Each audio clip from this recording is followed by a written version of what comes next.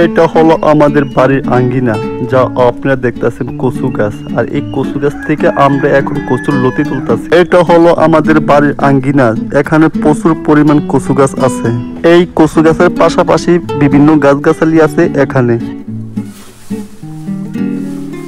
এই যে এক ধরনের পাতা দেখতেছেন বড় বড়, এগুলো হলো আমাদের গ্রামীয় ভাষায় বলা হয় খসখসি গাছ। এই খসখসি গাছের গায়ে লাগলে খুবই শরীর চুলকায়।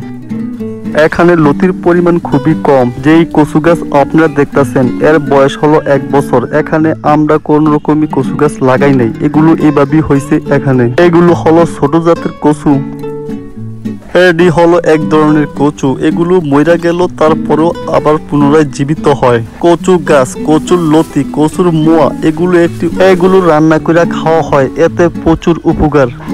লতিগুলো চিকুন হইলে কি হইব দেখছেন কত লম্বা, আনুমানিক 3 থেকে 3.5 ফিট হবে।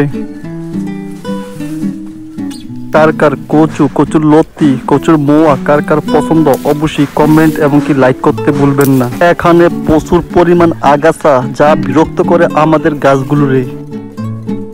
আমরা টোকায় টোকায় বার করতাছি কোথায় কোথায় আছে এই কচুর লতি। দেখতেছেন আপনারা, আমার শরীর চুলকাইতেছে।